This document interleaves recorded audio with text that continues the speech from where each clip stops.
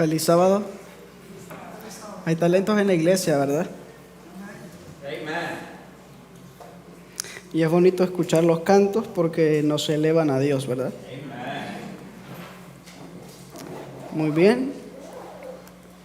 Antes de iniciar, quiero invitarles nuevamente a que me acompañen a tener una palabra de oración para pedir precisamente la dirección de nuestro Dios. Padre nuestro que estás en los cielos, una vez más delante de tu presencia, suplicándote por la capacidad, la comprensión de tu palabra y que podamos ser hacedores de ella. Ayúdanos a comprenderlo y a vivir de acuerdo a la luz que hemos recibido. Quédate en nuestra mente y en nuestros corazones y reprende toda obra del enemigo en este día y siempre. Gracias por todo, te lo pedimos en el nombre de Jesús. Amén. Amén.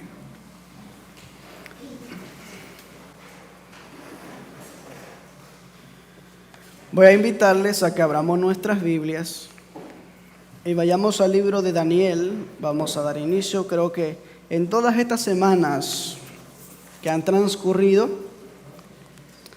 se ha hablado de un punto específico, que por la cual todos como individuos tenemos esa lucha con eso. El libro de Daniel, capítulo 10, versículo 11 y 12.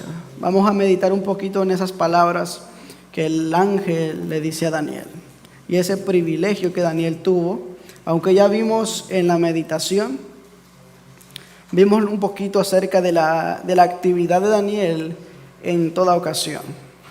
Pero el capítulo 10, prestemos atención a lo que dice la lectura. Versículo 10, versículo 11. Y me dijo, Daniel, varón muy amado, está atento a las palabras que te hablaré y ponte en pie, porque a ti he sido enviado ahora. Mientras hablaba esto conmigo, me puse en pie temblando. Versículo siguiente. Entonces me dijo, no temas, porque desde el primer día que dispusiste tu corazón a entender y a humillarte en la presencia de tu Dios, fueron oídas tus palabras, y a causa de ellas yo he venido. Qué importante, ¿no? Daniel recibe la respuesta a lo que Daniel no había comprendido de las visiones que él había tenido. Sin embargo, llegó un punto preciso que cuando Daniel dispuso no solamente a entender, aunque a ellos se les había educado desde el principio el temor a Dios, pero aquí Daniel se humilla delante de Dios, porque había visto la situación del pueblo como estaba. Y el ángel le dice, como resultado de lo que tú has hecho, yo he venido ahora por ese motivo. Tomando en cuenta esto, recordemos que para estudiar la palabra de Dios siempre hay que hacerlo con corazones humildes. Bien. Vayamos al capítulo 8 del libro de Daniel, que ahí nos vamos a enfocar en esta mañana. Capítulo 8 del libro de Daniel, Daniel ve una visión. ¿A quién le gusta estudiar las profecías? ¿A quién le gusta estudiar la historia también? Todos deberíamos saber las profecías y estudiar la historia también. Porque la profecía y la historia, ¿para qué quedaron? Para nuestra enseñanza, dice el apóstol Pablo en el libro de Romanos capítulo 15, que todo lo que ha quedado escrito ha quedado para nuestra enseñanza.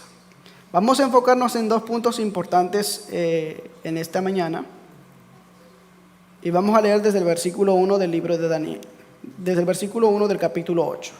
Dice lo siguiente: En el año tercero del reinado del rey Belsasar, me apareció una visión a mí, Daniel, después de aquella que había aparecido antes. Vi en visión, y cuando vi yo estaba en Susa, que es la capital del reino, en la provincia de Elá. Vi pues en visión estando junto al río Ulai. Alcé los ojos y miré aquí un carnero que estaba delante del río. Y tenía 2 cuernos, y aunque los cuernos eran altos, uno era más alto que el otro. Y el más alto creció después.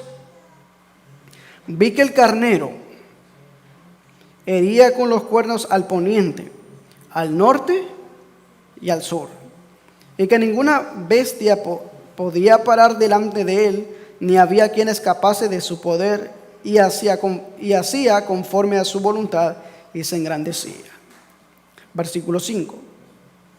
Mientras yo consideraba esto, he aquí un macho cabrío venía del lado del poniente sobre la faz de toda la tierra, sin tocar tierra, y aquel macho cabrío tenía un cuerno notable entre sus ojos. Siguiente versículo. Y lo vi, y llegó junto al carnero, y se levantó contra él y lo hirió, y lo quebró sus 2 cuernos, y el carnero no tenía fuerzas para pararse delante de él. Lo derribó por tanto en tierra y lo pisoteó, y no hubo quien librase al carnero de su poder. Versículo 8.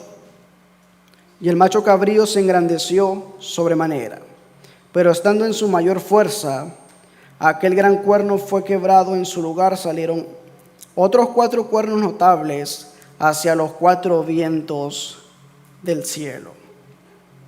Versículo 9.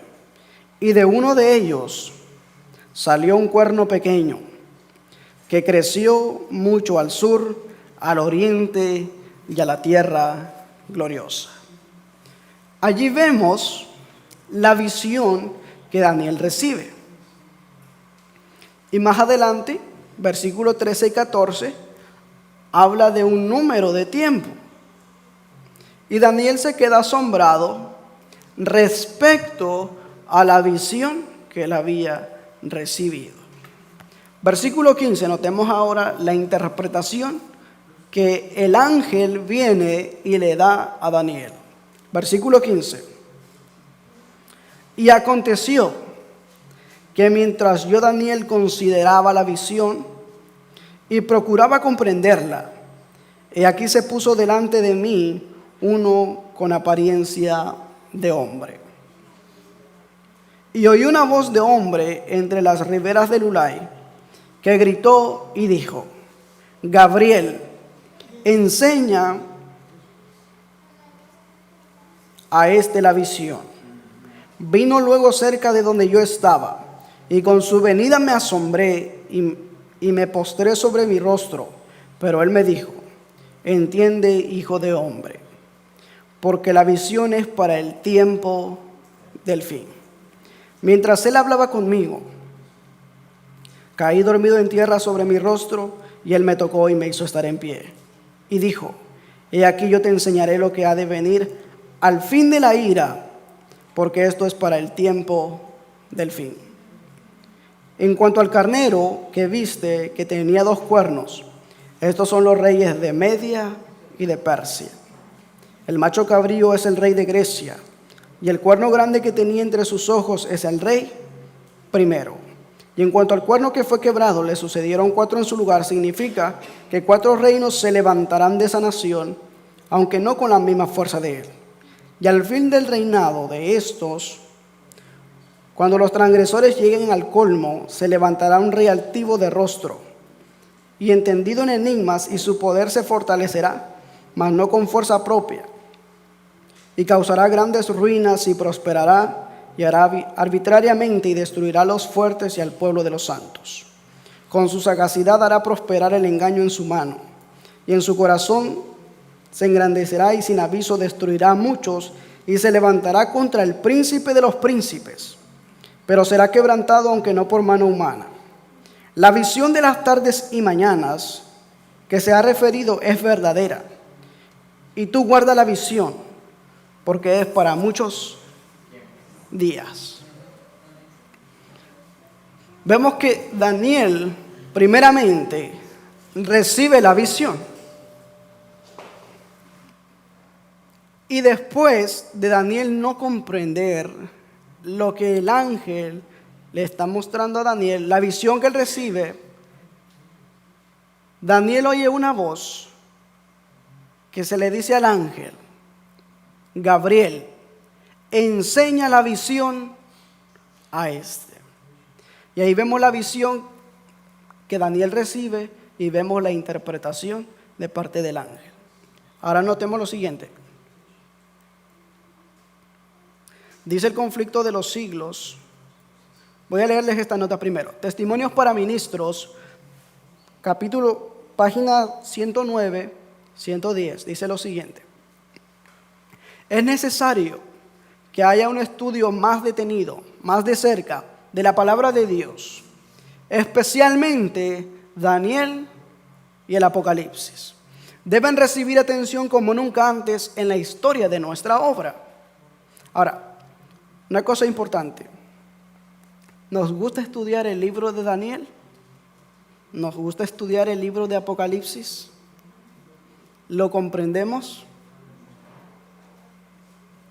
¿Hemos llegado a la comprensión cabal de lo que quedó escrito en el libro de Daniel y en el libro de Apocalipsis?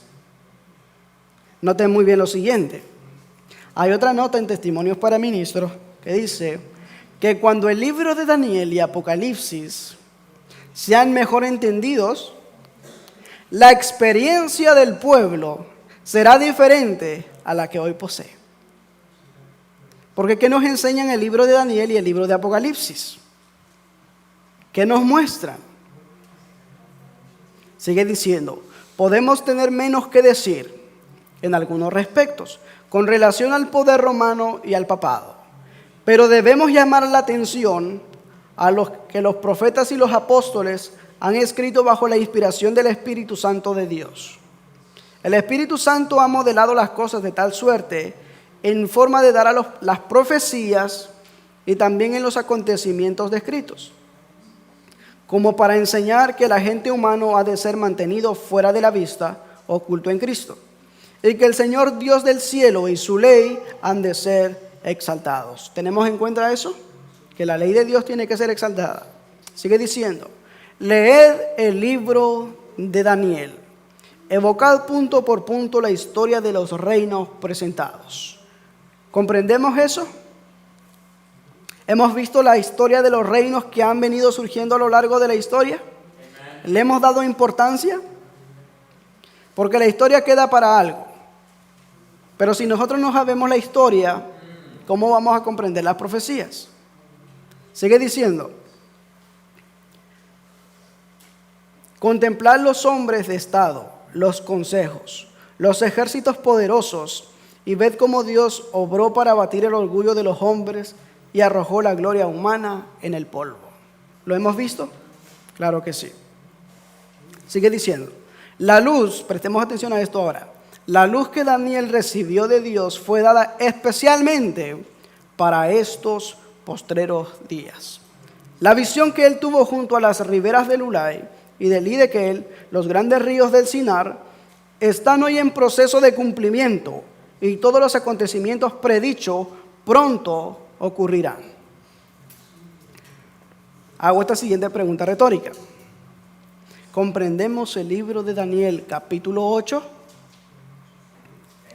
¿Comprendemos el libro de Daniel capítulo 9? Aunque el capítulo 9 solamente es una revelación, es una manifestación de tiempos. ¿Comprendemos el capítulo 10, capítulo 11, capítulo 12? Esperemos en Dios de que podamos prestar atención a eso. Pero vamos a retomar el versículo 15 ahora. Porque en esta función, ¿saben? Dos cosas importantes. El mundo desempeña un papel importante en cuanto a conocer las profecías. Y el pueblo de Dios desempeña otro papel dentro de este panorama. Y todas las cosas que han acontecido, tanto sean para bien o sean para mal, depende más del pueblo de Dios. Miren lo que acontece. Regresemos al versículo 15 del capítulo 8. Y aconteció, dice Daniel, mientras yo, Daniel, consideraba la visión y procuraba comprenderla, he aquí se puso delante de mí uno con apariencia de hombre. Y oí una voz de hombre entre las riberas del Ulai que gritó y dijo: Gabriel, enseña a este la visión. Y vino luego cerca de donde yo estaba, y con su venida me asombré y me postré sobre mi rostro, pero él me dijo, prestemos atención a esto ahora, entiende, hijo de hombre, porque la visión es para el tiempo del fin. ¿Cuándo inició el tiempo del fin? ¿En qué tiempo inició el tiempo del fin?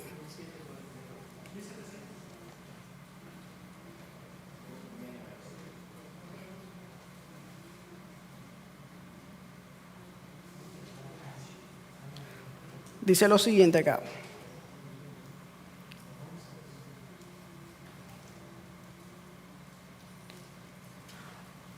Aunque se lo mandó que hiciera, esto está en el conflicto de los siglos, página 372. Aunque se lo mandó que hiciera comprender la visión a Daniel, el ángel Gabriel solo le dio a este una explicación parcial. ¿Entendemos eso?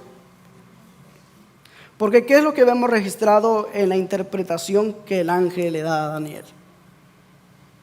Únicamente vemos los reinos y la actividad que realizaría. Pero cuando vamos más a profundidad, vemos el desarrollo de todos estos acontecimientos.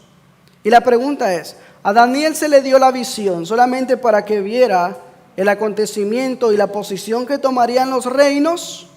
¿O había algo más importante dentro de contemplar los reinos? Una era el desarrollo de los reinos, pero sobre todo la obra del pueblo de Dios.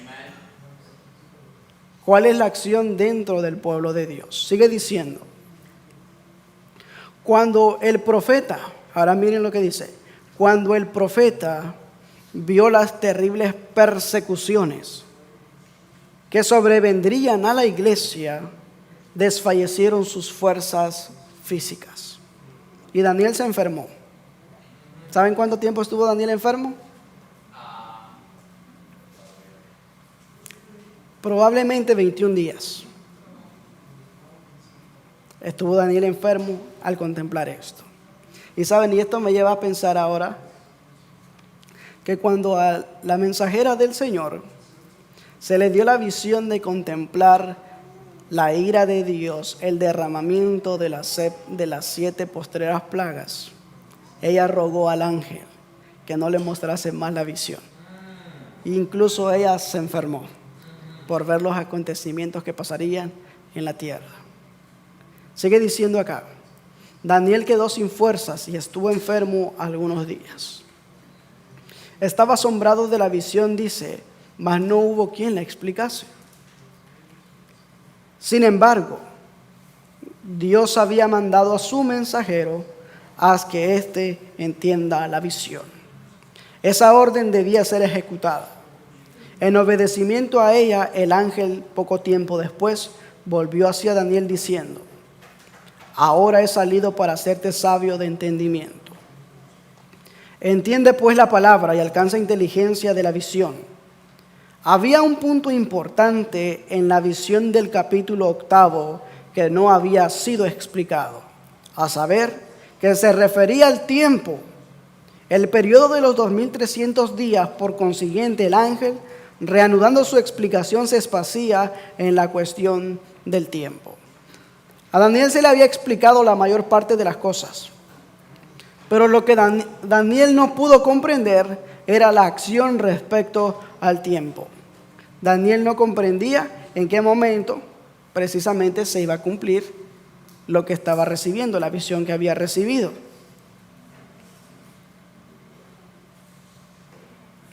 Pero recordemos que a Daniel se le dijo que la visión era ¿para cuándo? Para el tiempo del fin. y vamos a analizar un poquito más a detalle. Vayamos al libro de Daniel, capítulo 12. Daniel capítulo 12, versículo 4 en adelante, vamos a comprender algo importante respecto a cuándo daría inicio el tiempo del fin. Dice Daniel capítulo 12, verso 4. Pero tú, Daniel, cierra las palabras y sella ¿qué cosa? El libro, hasta el tiempo del fin. Muchos correrán de aquí para allá y la ciencia se aumentará. Y yo, Daniel, miré, y aquí otros dos que estaban en pie, el uno a este lado del río y el otro al otro lado del río. Y dijo uno al varón vestido de lino, que estaba sobre las aguas del río: ¿cuándo será el fin de estas maravillas? Y oí al varón vestido de lino que estaba sobre las aguas del río, el cual alzó su diestra y su siniestra al cielo, y juró por el que vive para siempre jamás, que será por tiempos, y la mitad de un tiempo. Y cuando se acabe la dispersión del poder del pueblo santo, todas estas cosas serán cumplidas. Y oí, mas no entendí. Y dije: Señor mío, ¿cuál será el fin de estas cosas? Y la respuesta de Daniel fue la siguiente. Él respondió y le dijo: anda, Daniel, pues estas palabras están cerradas y selladas. ¿Hasta cuándo? Hasta el tiempo del fin. Pero había un tiempo en que el ángel le especificó a Daniel cuándo podría comprenderse. Le dijo que pasaría un tiempos y la mitad de un tiempo. ¿A cuánto equivale eso?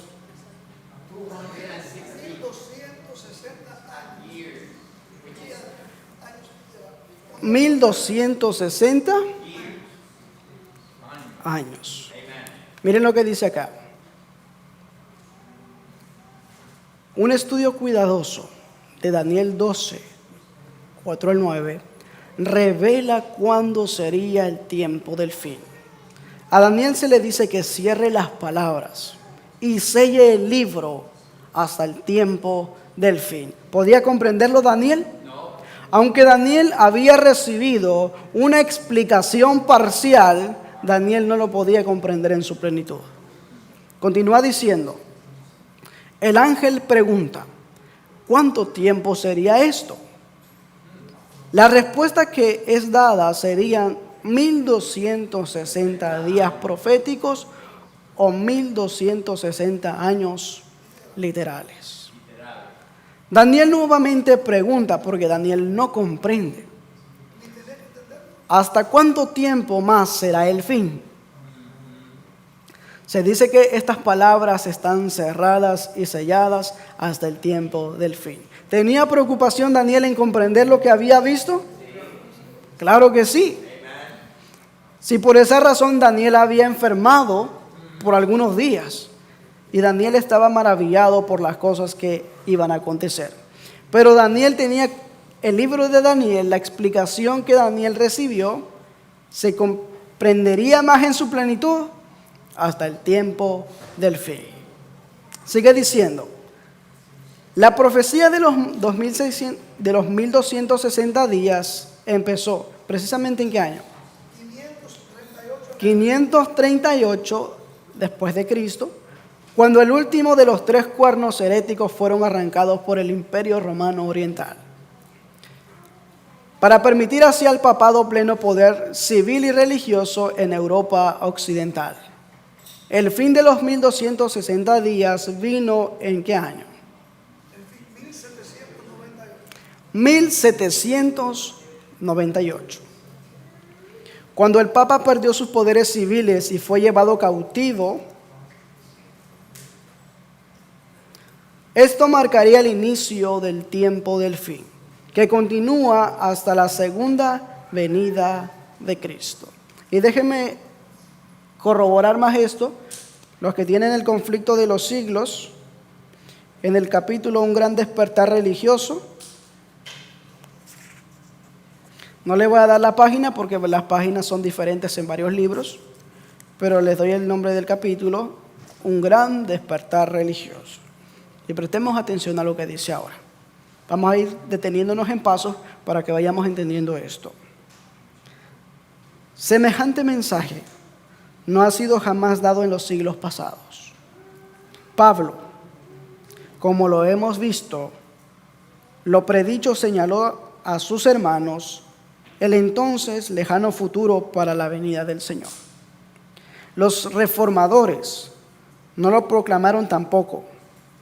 Martín Lutero colocó el juicio para cerca de 300 años después de su época. Pero, prestemos atención ahora, pero desde 1798 el libro de Daniel ha sido desellado. La ciencia de las profecías han aumentado y muchos han proclamado el solemne mensaje del juicio cercano. ¿Desde cuándo?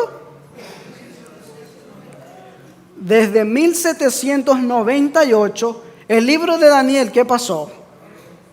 Fue desellado.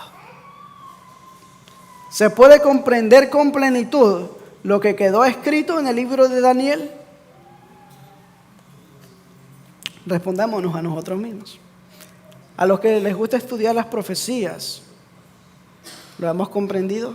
Porque para muchos es un poco aburrido las profecías respecto a la historia.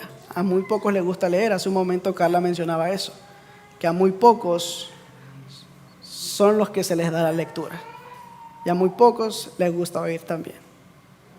O sea que en todas las áreas de la vida tenemos que aprender a hacer algo que nos beneficie a nosotros.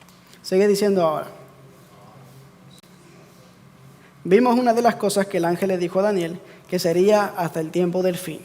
Ya vimos cuándo dio inicio esas palabras, desde 1798.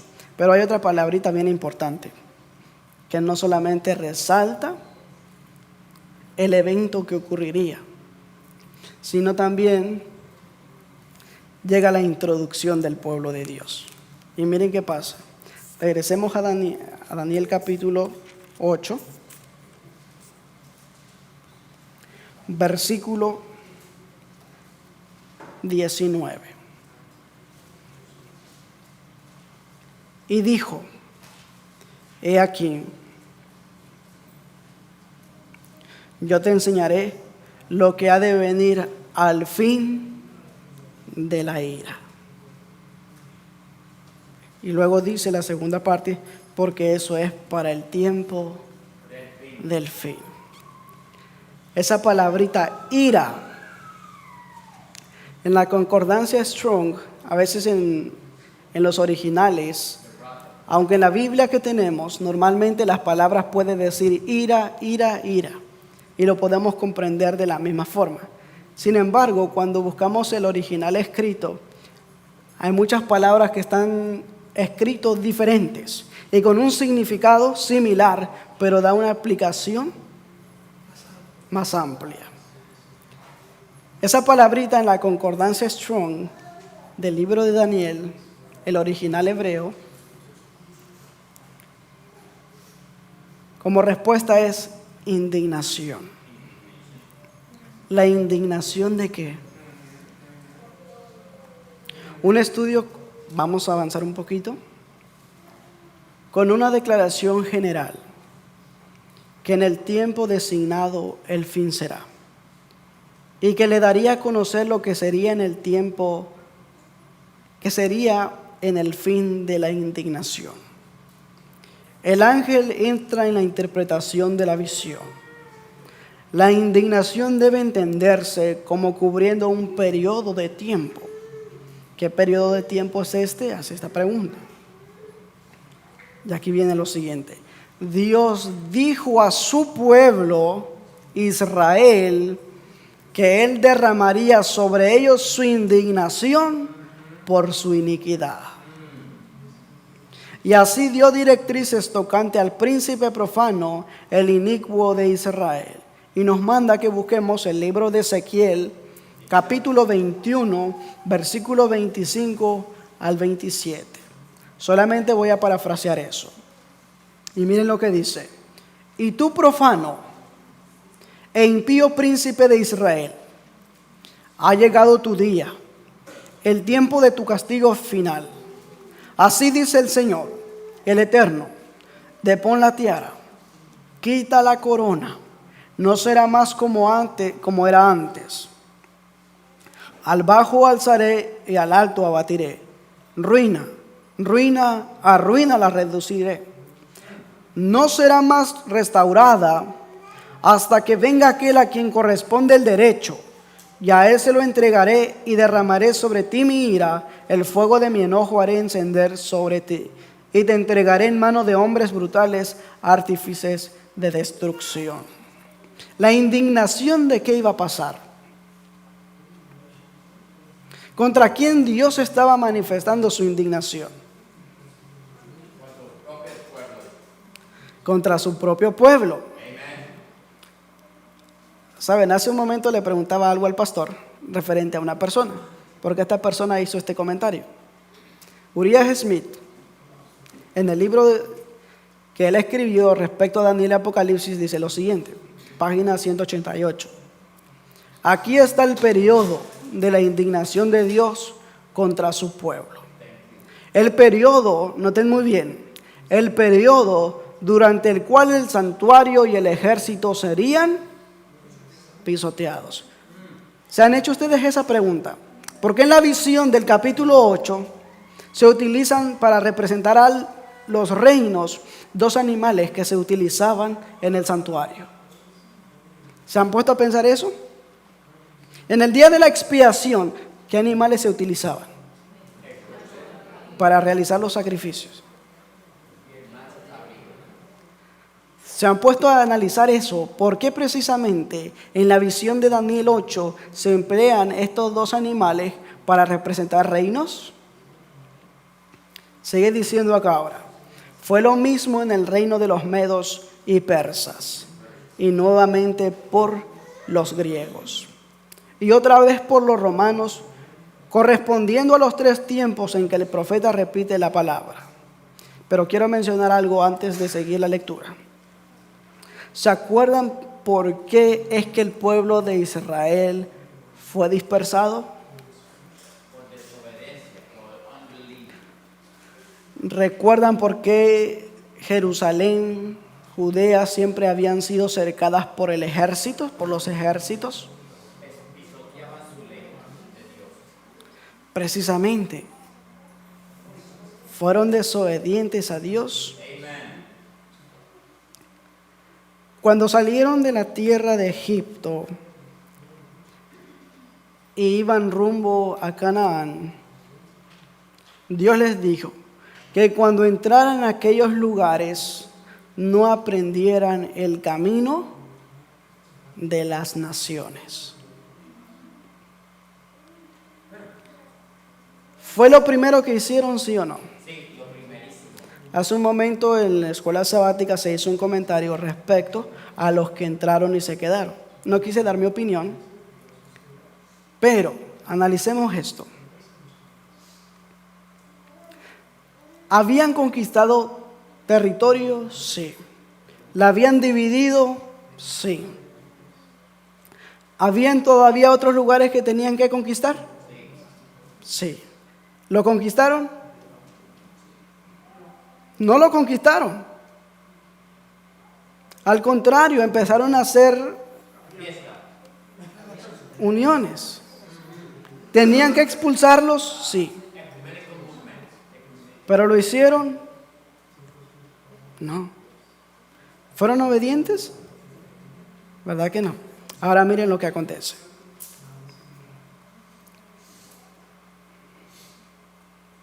Y ahora, y otra vez por los romanos correspondiendo a los 3 tiempos. Ahora miren lo que dice acá. Los judíos, habiendo rechazado a Cristo, pronto serían diseminados por todo el planeta. Israel espiritual ha tomado el lugar de la semilla literal.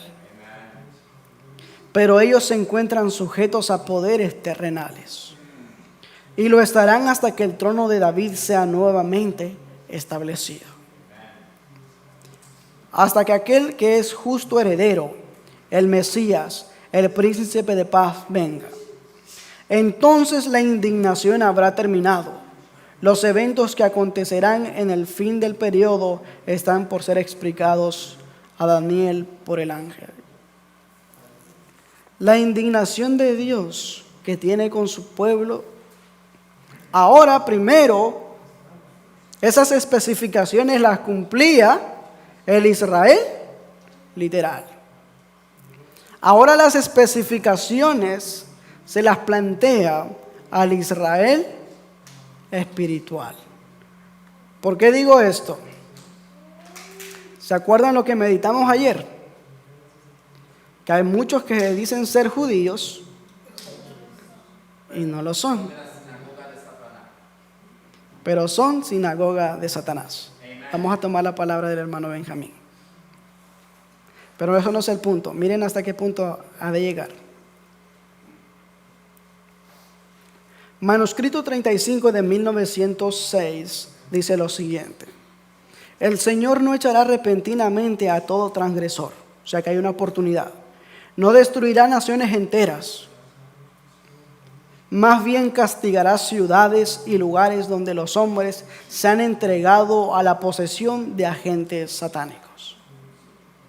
Serán tratadas con rigidez las ciudades de las naciones y sin embargo no serán visitadas en lo extremo de la indignación divina, es decir, de la ira divina. Sigue diciendo: porque algunas almas se apartarán de los engaños del enemigo y se arrepentirán y serán convertidas, mientras que las masas estarán atesorando ira contra el día de ira. ¿Comprendemos eso? O sea, no todos los lugares van a ser dañados por la indignación que Dios tiene, pero sí algunos, porque hay almas que se convertirán. Miren lo que dice el libro de Isaías capítulo 13 versículo 5. Viene de lejana tierra, de lo más lejano de los cielos, el Eterno y las armas de su ira para destruir toda la tierra. Isaías 26:20. Anda, pueblo mío, entra a tus aposentos, cierra tras ti tus puertas, escóndete un breve tiempo hasta que pase la ira. Capítulo 30, versículo 27. Mirad, el nombre del Eterno viene de lejos, su rostro encendido con llamas devoradoras, sus labios llenos de ira y su lengua como fuego consumidor. Y Jeremías capítulo 10, versículo 10 dice: pero el Eterno es verdadero Dios, Dios vivo y Rey eterno. A su ira tiembla la tierra y las naciones no pueden sufrir su saña. Nahum, versículo 1 al 6. ¿Quién podrá soportar su ira? ¿Quién podrá resistir el ardor de su enojo? Su ira se derrama como fuego y él hiende las peñas. Sofonías 3:8. Por tanto, esperadme, dice el Eterno, hasta el día en que me levante como testigo, porque mi determinación es reunir a las naciones, juntar a los reinos para derramar sobre ellos mi enojo. Todo el ardor de mi ira, por el fuego de mi celo, será consumido el mundo entero. Es decir, vemos la manifestación del poder de Dios. Primero, tengamos en cuenta esto: el pueblo de Dios en los eventos finales desempeña un papel importante. Ahora, ¿cómo tomamos en cuenta nosotros las profecías? Porque en el comentario de Uriah Smith vemos que Dios tenía indignación con el Israel literal. O sea, tenía ira contra ellos por haber desobedecido sus mandamientos. Ahora, la aplicación viene la siguiente: al Israel espiritual. Y preguntémonos, ¿qué castigo ha de recibir el así llamado Israel espiritual? ¿Cuál es la ira que ha de pasar el Israel espiritual? El Israel profeso. Porque todo esto está incluido en esto. Y miren lo que pasará. Testimonios para la iglesia, tomo 5. Satanás excitará indignación contra la humilde minoría que concienzudamente se niega a aceptar las costumbres y tradiciones populares. De esa indignación, ¿formaremos parte? ¿Participaremos de esa indignación? Si somos desobedientes, sí. Hombres de posición y reputación se unirán con los inicuos. Imagínense ustedes. Y los viles para maquinar contra el pueblo de Dios. La riqueza, el genio y la educación se combinarán para cubrirlos de escarnio.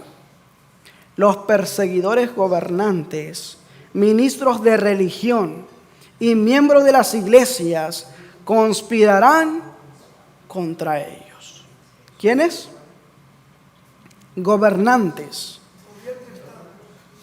miembros de religión, miembros de iglesias, conspirarán, iglesia y Estado. Sigue diciendo, de viva voz y por la pluma, con jactanciosas amenazas y ridículo procuran destruir su fe, por calumnias y airados llamamientos. Despertarán las pasiones del pueblo, no teniendo una así, dice las Escrituras, para presentarlo como contra los defensores del sábado bíblico. ¿Juega un papel importante el pueblo de Dios en este tiempo, sí o no? Amen. Yes. Ahora miren, hay una obra bien importante. Que así como el Israel literal tenía que cumplir. Una era guardar los mandamientos de Dios. Pero también, ¿qué iba a hacer el pueblo de Dios para las demás naciones? Una luz para que venga a conocer a Dios. Una luz. Porque el pueblo de Israel literal fue levantado como un pueblo peculiar. Un pueblo diferente. Incluso cuando las demás naciones vieran la bendición que el Israel literal iba a recibir, iban a decir, mira, ahí está su Dios. Y muchos se iban a convertir, no solamente por la obra, sino por todas las bendiciones que recibiría el Israel literal. Pero no dieron evidencia de eso. Al contrario, cuando fue saqueada la ciudad, cuando eran esparcidos por el mundo, ¿qué creen que decían las demás naciones del pueblo de Israel? ¿Ahí está Dios con ellos?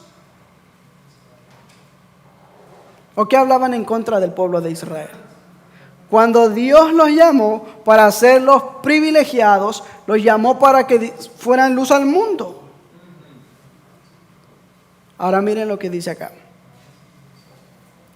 La obra que la iglesia no ha hecho en tiempos de paz y prosperidad, tendrá que hacerla durante una terrible crisis.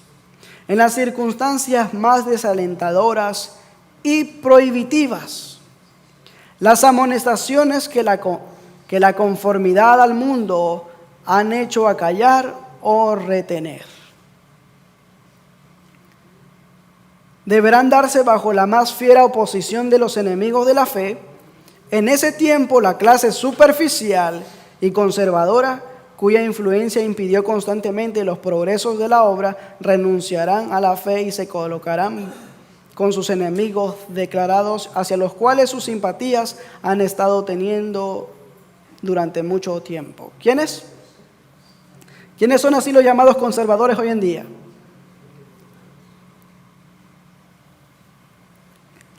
Pensemos esto. en este tiempo la clase superficial y conservadora. Todo lo que Dios ha dado se vive de una forma superficial, pero a la vez pretenden ser conservadores. Todos estos, cuya influencia, noten muy bien, cuya influencia impidió constantemente los progresos de la obra. ¿Se ha tratado de impedir la proclamación del Evangelio? ¿Se ha dado acusaciones respecto al pueblo de Dios? Y no solamente eso, aquellos superficiales y así llamados conservadores, cuando venga este tiempo preciso, renunciarán a la fe y se colocarán con sus enemigos declarados, como sus enemigos declarados. ¿De qué parte queremos estar nosotros? Miren, el libro de Daniel es un libro tan profundo que para estudiar cada cosa tenemos todo un año completo. Si solamente me he enfocado en la primera parte y esperaba presentar más, y el tiempo siempre nos apremia. ¿Sí o no? Solo hemos tocado la parte de la indignación que Dios ha tenido. Y que esa indignación se vería hasta que terminara el fin del tiempo. Ya no estoy hablando acerca del tiempo del fin, sino el fin del tiempo. Voy a mencionar unos cuantos versículos más y lo vamos a dejar para otro estudio. Daniel capítulo 8, versículo 8. Miren lo que dice. El macho cabrío se engrandeció mucho y cuando estaba en su mayor fuerza, aquel gran cuerno fue quebrado. Y en su lugar salieron 4 cuernos prominentes hacia los 4 vientos del cielo. Esa fue la visión que Daniel estaba recibiendo. Aquí viene la parte de la interpretación. Aquel carnero que viste con 2 cuernos representa a los reyes de Media y de Persia. Pero había un cuerno que se destacaba más dentro de los dos. Lo mismo pasó con la estatua, lo mismo pasó con las bestias, el leopardo. Siempre había un área más. Con el oso había un área más que destacaba, que resaltaba más. ¿Qué imperio era ese? No, no era el imperio romano. Estamos hablando aún del carnero, que tenía 2 cuernos, pero siempre había un área más que destacaba más. Los persas. Si se dan cuenta en los días de Esther, ¿con cuántas provincias contaba el imperio persa? 120 provincias. O sea, era el más destacado en cuanto a las conquistas. Pero sigue diciendo ahora, el macho cabrío es el rey de Grecia.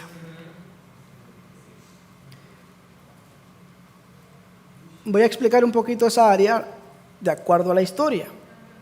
Y con eso voy a finalizar y vamos a dejar pendiente la otra parte.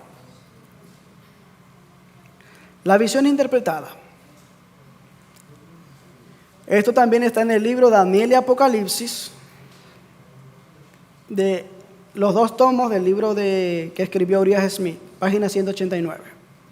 Cuando los discípulos dijeron al Señor, también podemos aquí decir del ángel que habló a Daniel, he aquí tú hablas claro y no en proverbio.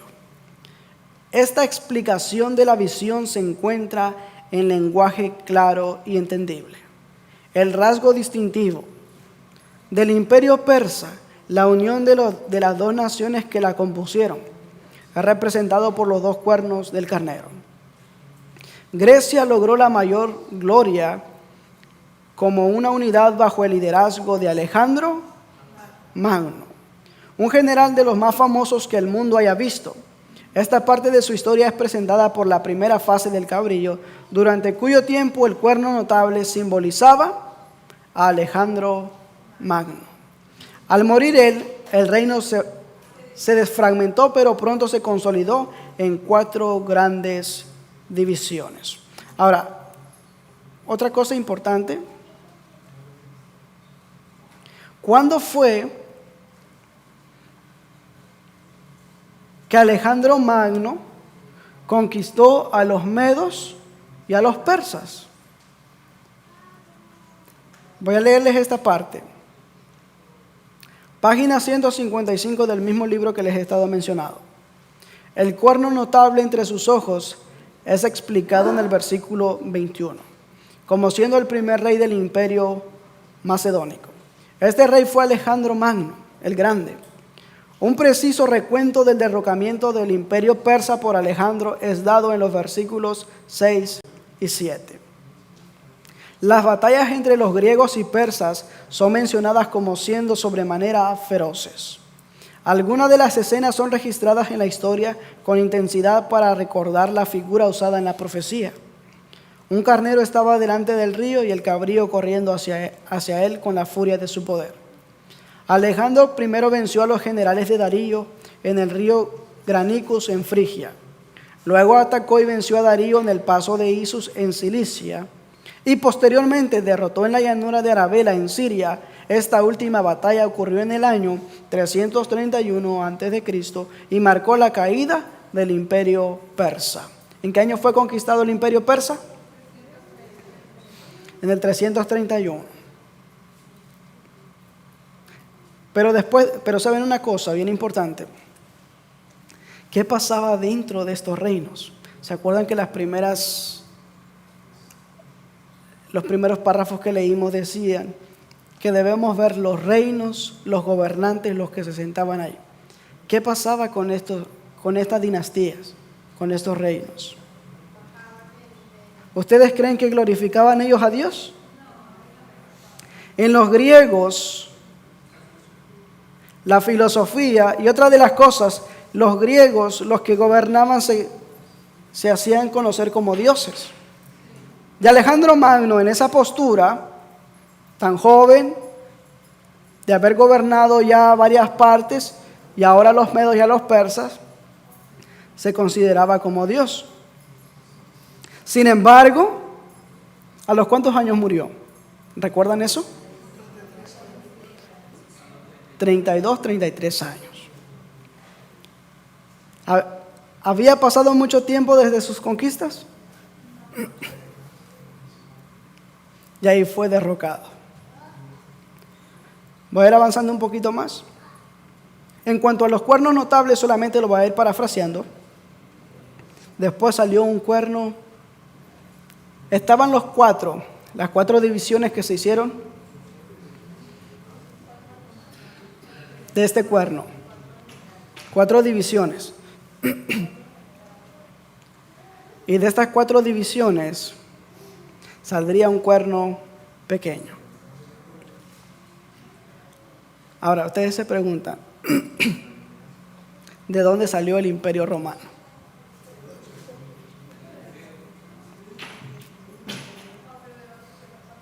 Había 4 cuernos. ¿De dónde salió el Imperio Romano?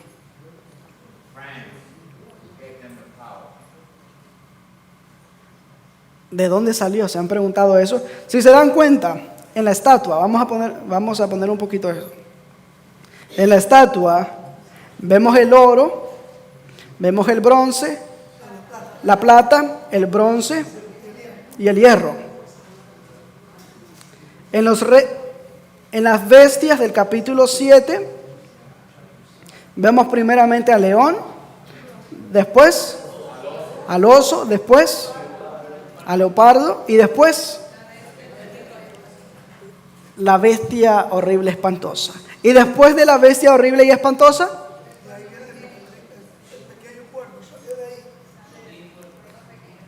y ahí aparece el cuerno pequeño. Ahora viene lo siguiente. ¿Cómo es que en el capítulo 8 El cuerno pequeño sale de Grecia, de uno de los cuernos que pertenecían a Grecia. Ahorita vamos a mencionarlo un poquito ya.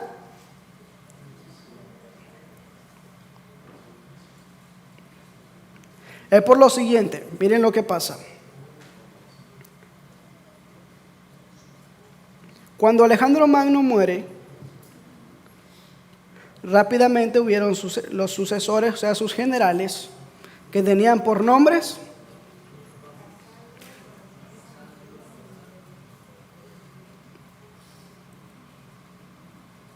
Lisímaco, bueno, estuvieron Casandro, Lisímaco, Seleuco y Ptolomeo. Después, cada uno se quedó con una región del imperio que Alejandro había conquistado. Pero surge lo siguiente. Después estos 4 reinos que ya se habían formado de este reino, se van a convertir solamente en 2. ¿De qué forma? Los sucesores de Casandro fueron conquistados muy pronto por Lisímaco. Y su reino y Grecia y Macedonia fueron anexados a Tracia. Luego Lisímaco, quien había conquistado a los reinos de Casandro, fueron conquistados por Seleuco. Y Macedonia y Tracia fueron anexados a Siria. Estos hechos preparan el camino para una explicación del texto antes de nosotros. Es decir, que los reinos que quedaron después fueron conquistados. Y en su más amplio, para comprender el capítulo 8, nos basamos en el libro de Daniel capítulo 11. Ya en el libro de Daniel capítulo 11 se le llama como el rey del norte y el rey del sur.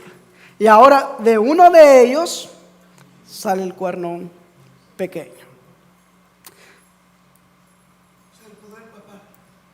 Precisamente, nada más lo voy a mencionar como dicho de paso. Y con esto voy a finalizar.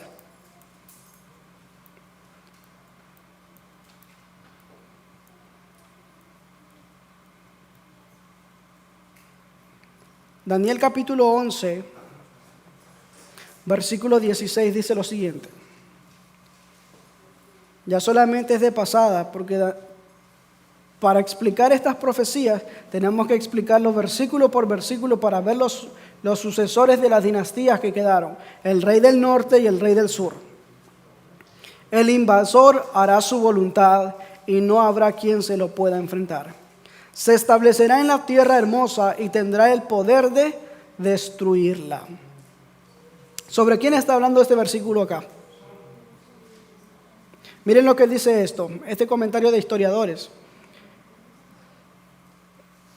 Como prestamente se verá, este versículo no puede aplicarse a ningún otro sino al poder de Roma. Se puede pensarse porque no se hace una clara distinción entre el gobierno griego y el imperio y el gobierno romano. O sea, no hay diferencia en cuanto al gobierno que hay dentro del imperio griego y del imperio romano. ¿Por qué? Debe recordarse que Daniel 11 es una expansión de Daniel capítulo 8. En la profecía de Daniel 8, Roma es representada como un cuerno que sale del imperio alejandrino. Y usted se preguntará por qué. Siendo que dicho cuerno existe hasta el fin del tiempo. George Price señala que Roma originalmente fue una colonia griega. Y después, aún más todos los historiadores acuerdan que Roma recibió su cultura y sistema gubernamental de los griegos. Es por eso que en Daniel 8 se ve a Roma saliendo del reino de Grecia. Porque anteriormente Roma fue una colonia del imperio griego. Y todo lo que Roma ha traído, su cultura ha venido ¿de dónde? De Grecia. ¿Saben? En los días de Cristo, ya estoy finalizando, ya solamente dicho de paso. En los días de Cristo, ¿por qué es que no había nadie capacitado para instruir a un profeta? En los días de Malaquías, ¿por qué ya no hubo una manifestación más de un profeta? No solamente las profecías. Nadie estaba preparado para capacitar a un profeta, porque todos estaban imbuidos de la filosofía griega. Por eso desde los días de Malaquías no había nadie que estuviese preparado para instruir a un profeta. Porque cada uno, cuando Roma toma posesión, traen la cultura griega, incluso hasta los judíos se mezclaron con esas filosofías. Y por eso en los días de Cristo también tenían mucha confusión respecto a la venida del Mesías. Por esa misma razón. Pero hasta ahí lo voy a dejar ahora. Dice lo siguiente, con esto termino. La iglesia se vio entonces en gravísimo peligro. En comparación con él, la cárcel, las torturas, el fuego y la espada eran bendiciones. Algunos cristianos permanecieron firmes, declarando que no podían transigir. Otros se declararon dispuestos a ceder o a modificar en algunos puntos su confesión de fe y a unirse con los que habían aceptado parte del cristianismo, insistiendo de que ello podría llevarlos a una conversión completa.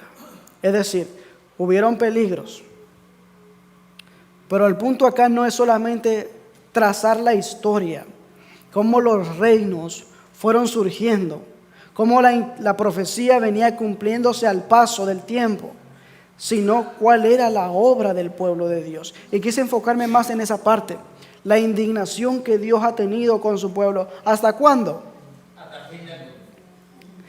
¿Qué dice el libro de Ezequiel? ¿Hasta cuándo? Hasta que venga aquel cuyo derecho le pertenece el trono. Y hay mucha gente hoy en día dice, no, hay que mirar a Israel. Miren la situación de Israel. Si desde ese momento Israel como pueblo dejó de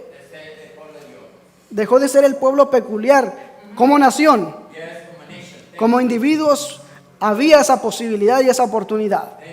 Pero desde ese momento, la profecía estaba marcando claramente que desde ese momento no sería más, sino hasta que viniera aquel cuyo derecho le pertenece el trono.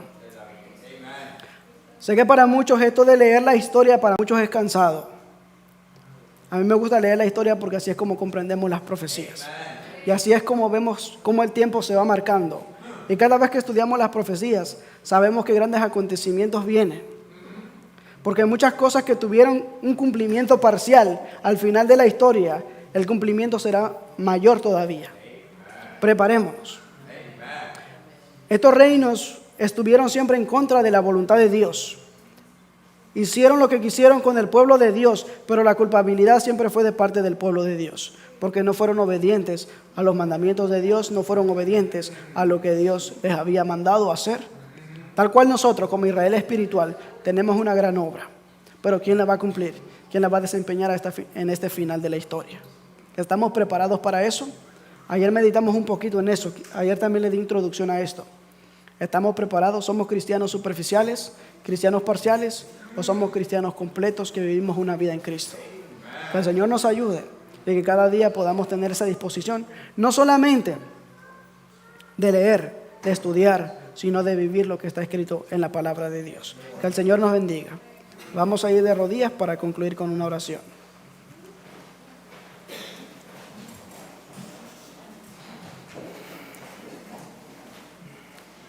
Padre nuestro que estás en los cielos, santificado sea tu nombre. Una vez más, agradecidos por tu palabra. Sabemos que hay tantas cosas de la historia que debemos conocer para en realidad conocer el tiempo en que estamos viviendo. Y que eso nos lleve a despertarnos de ese letargo sueño que ha permanecido la iglesia por mucho tiempo. Hemos visto que las profecías se han adelantado, han estado cumpliendo, sin embargo ha habido falta de preparación de parte de tu pueblo. Por eso te rogamos, por eso te pedimos, Padre, de que tu palabra pueda hacer efecto en nuestros corazones y que cada día hagamos esa disposición de conectarnos contigo, de buscarte, para que un día podamos estar en el reino de los cielos. Perdona nuestros pecados, perdona nuestras faltas. Ayúdanos a poder cumplir esa gran misión que nos ha sido encomendada. Que sigamos ese consejo y que no queramos hacer la obra por nuestras propias manos, sino que siempre lo hagamos con tu dirección. Ayúdanos en todas las cosas, síguenos bendiciendo en este día santo y permite que cada vez más podamos ser semejantes a ti. Gracias por todo. Perdona todos nuestros pecados, todas nuestras faltas. Te lo pedimos, te lo rogamos. Y bendice los alimentos que se han de ingerir a continuación, que puedan nutrir nuestro organismo para seguir proclamando el Evangelio. En el nombre de Jesús te lo pedimos. Amén. Amén, Señor.